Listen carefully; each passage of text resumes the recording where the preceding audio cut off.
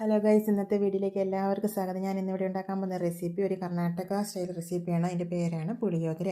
അതിനായി നമുക്ക് വേണ്ടത് 2 ഗ്ലാസ് സോനാ മസൂരി റൈസ്. നിങ്ങൾക്ക് വേണമെങ്കിൽ ബിരിയാണി റൈസ് എടുക്കാം. 2 ഗ്ലാസ് സോനാ മസൂരി റൈസിന് 4 ഗ്ലാസ് വെള്ളവും കുറച്ച് ഉപ്പും ചേർത്ത് 2 ബിസിലടിച്ച് മാറ്റി വയ്ക്കുക.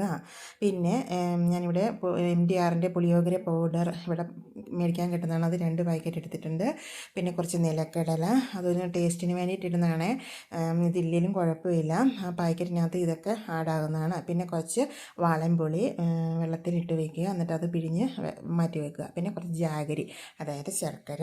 അപ്പോൾ നമ്മൾ ആദ്യം പാത്രം വെക്കുക, പാത്രത്തിൽ എണ്ണ ഒഴിക്കുക, നിലക്കടല ഒന്ന് നന്നായിട്ട് ഫ്രൈ ചെയ്ത് ഒരു പാത്രത്തിലോട്ട് കോരി മാറ്റി എടുക്കുക. അതിന് ശേഷം നമ്മൾ കുറച്ച് ആ എണ്ണയിലോട്ട് തന്നെ ഇതിടുക, കടുകിടുക, കുറച്ച് വറ്റൽമുളക്, പിന്നെ കുറച്ച് വേപ്പില, പിന്നെ കുറച്ച് ഉഴുന്ന്, പിന്നെ പൊട്ടുകടലയൊക്കെ ഇട്ടാലും നല്ലതാണ്. ഇതെല്ലാം കൂടി ഇട്ട് നന്നായിട്ട് ഗോൾഡൻ കളറാകുന്നതിനും ഫ്രൈ ചെയ്യുക. അതിന് ശേഷം നമ്മൾ ആദ്യം എടുത്തു വെച്ചിരുന്ന ഇതില്ലേ പുളിവെള്ളം, അത് ഇതിനോട്ട് ഒഴിക്കുക. അതിന് ശേഷം ഇത് ജാഗരി കൂടി ഇട്ട് എണ്ണ തെളിയും വരെ വഴറ്റി കൊടുത്തുകൊണ്ടിരിക്കുക.